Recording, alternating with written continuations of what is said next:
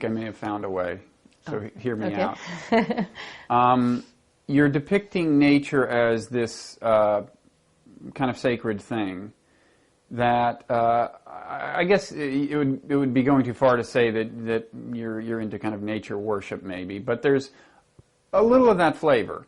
And my question is, natural selection is indeed a wonderful process, should fill us all with awe. But it's also a really horrible process, and the price for its creation is a huge amount of suffering and death.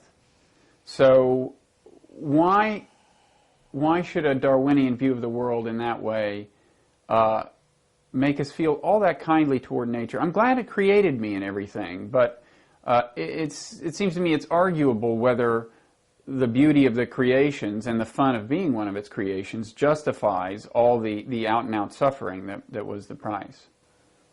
Well, how else would you have done it? Well, I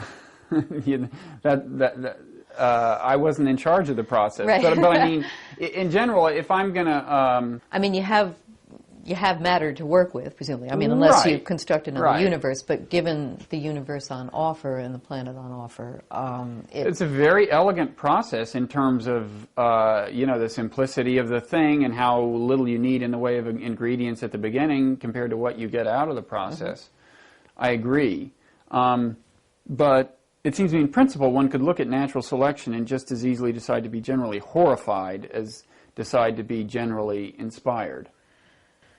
Well, I don't think I'm inspired by mutation and natural selection per se. I mean, I don't think, that just turns out to be, in general, the way something like this is probably going to have to work to get emergent properties. I mean, you know, unless it's all designed a priori, and then you have to worry about how that guy got the ideas. But if you don't have the ideas if you don't have it front loaded, then it pretty much needs to work that way. And I don't,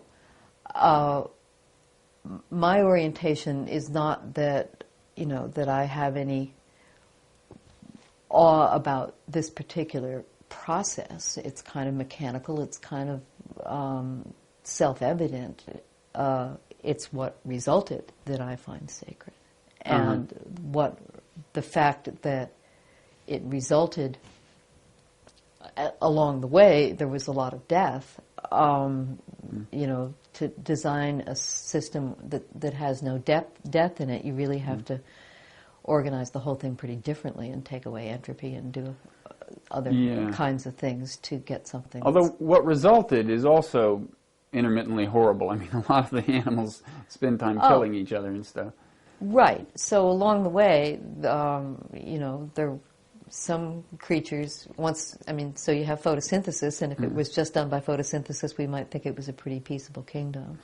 But it's not as fun to be a plant as to be a human being. It turns out that the cheap and dirty way of making a living by eating other creatures that have already made a living was, talk about something that was inevitable. It's pretty inevitable that would have come up the minute you had any kind of life at all, and there it is. And also, we're all presumably glad it didn't end with photosynthesis, because presumably it isn't like much of anything to be a plant, and it's very interesting to be a human being. Yeah, right. So if we say that plants aren't sentient, then yes. Yeah. So the idea of then in order to get something that can eat other things, you have to get motility comes in pretty quickly, and armor comes in pretty quickly, and skeletons, and so all sorts of things that lead up to us, and that's kind of the...